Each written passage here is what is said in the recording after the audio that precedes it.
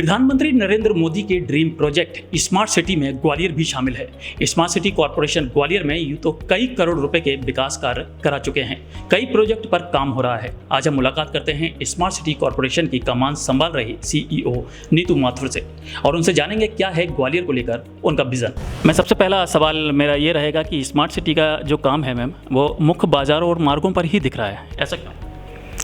देखिए, जो smart city का कॉन्सेप्ट है वो एरिया बेस्ड डेवलपमेंट कॉन्सेप्ट था। मतलब किसी एक एरिया को लेकर उसको डेवलप करना था।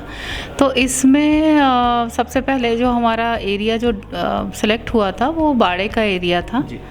तो इसलिए आपको ज़्यादातर काम हमारे उस एरिया में दिखते हैं। लेकिन बाद में हमको पेन सिटी के कार्यों की भी परमिशन मिली। उसके बाद हमने कुछ ऐसे प्रोजेक्ट भी लिए जो मुख्य मार्गों से अलग थे। तो इसीलिए यही कारण है कि आपको मुख्यतः उस एरिया में हमारा काम दिखता है। और चूँकि इसका उद्देश्य ये है कि अधिक से अधिक संख्या में लोगों को मतलब एक अच्छी फैसिलिटी प्रोवाइड करना है। तो जहाँ पर ज़्यादा आबादी है या जहाँ पर लोगों का ज़्यादा आना जाना होता है, उस एरिया को डेवलप करने का ही प्लान चूँकि पूर्व में था। तो यही कारण है कि एक पर्टिकुलर एरिया में आपको काम दिखता है। मैम, स्मार्ट सिटी ने साइकिलें भी चलाई और बसें भी चलाई, लेकिन ये दोनों ही व्यवस्था एकदम ठप सी नज़र आ रही हैं। किस तरीके से देखते हैं?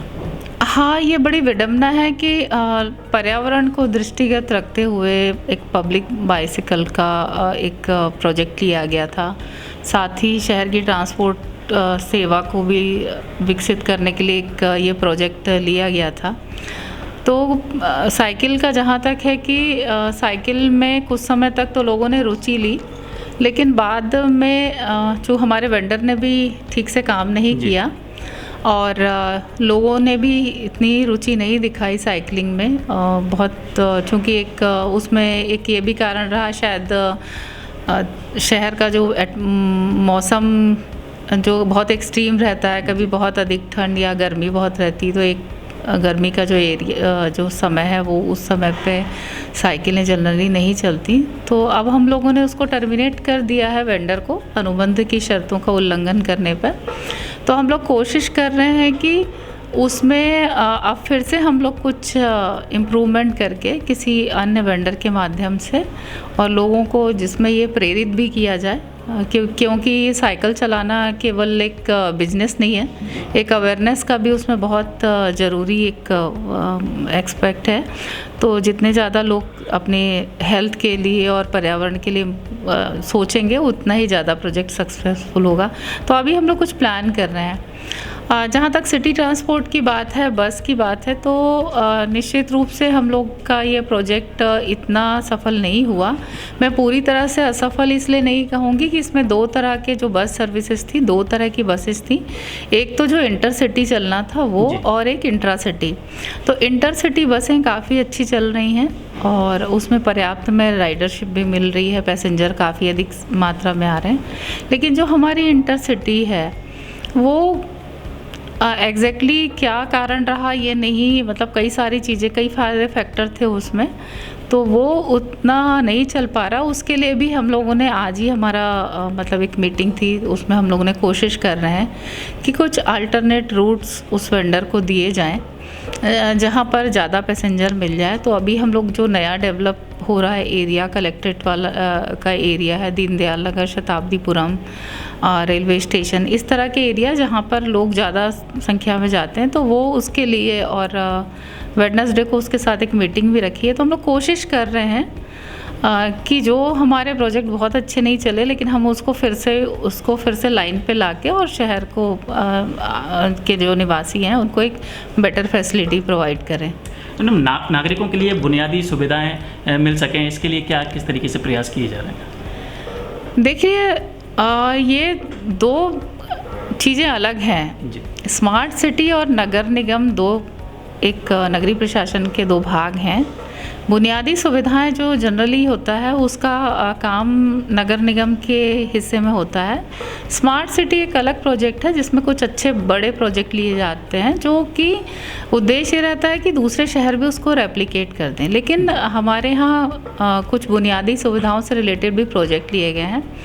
तो इसमें हम लोग सड़कों का काम हम लोगों ने अभी 5 नई सड़कें ली हैं अपने प्रोजेक्ट में, जो ऐसे मार्ग हैं जो एरिया नया डेवलप हो रहा है या पर जहाँ पर काफ़ी ख़राब स्थिति है, तो ये एक बुनियादी सुविधाओं का है। दूसरा हमारा एलईडी का है, जो मेंटेनेंस का हम लोग एक टेंडर किया हुआ है। तो अभी जो रोशनी की मतलब एलईडी स्ट्रीट लाइट्स की जो समस्या है उसका निराकरण होगा।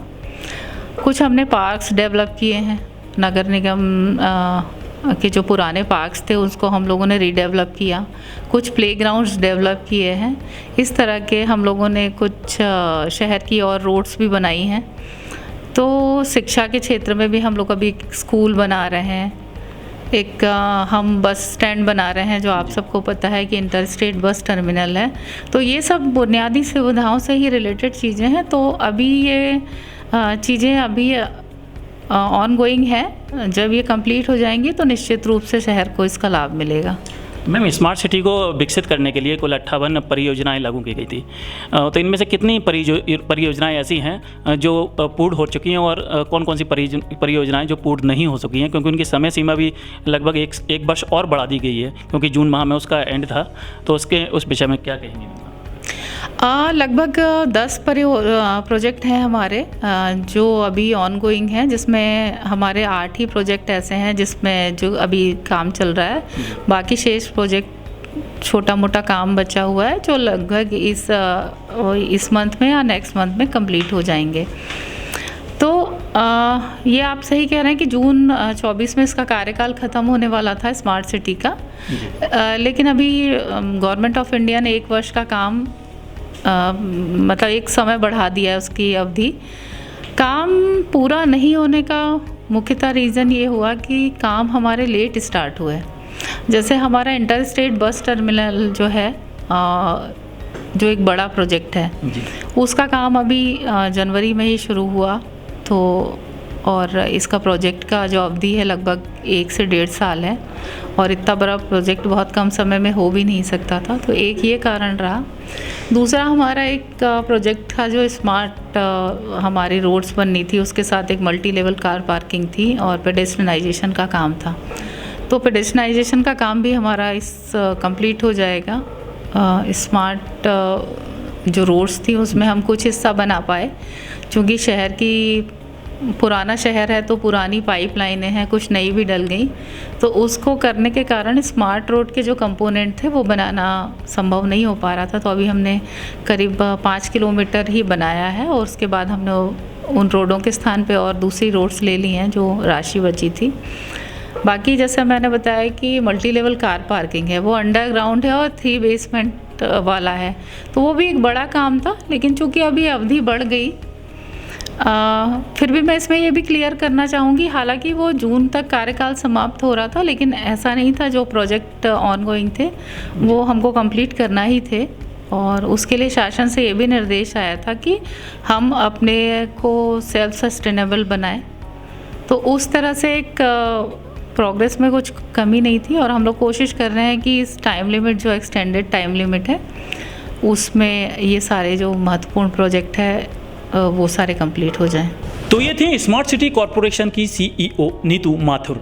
ग्वालियर में स्मार्ट सिटी योजना के तहत कराया जा रहे कार्यों को लेकर आपकी क्या राय है? आप अपनी राय कमेंट्स बॉक्स में ज़रूर दें। आचरण न्यूज़ से शाहनवाज खान, कैमरामैन लहरी के साथ। देखते रहिए आचरण न्यूज़, हर कदम आपके साथ। देश, दुनिया और राज्यों की सभी खबरें देखने के लिए जुड़े रहिए आचरण न्यूज़ से। आचरण न्यूज़, हर कदम आपके साथ।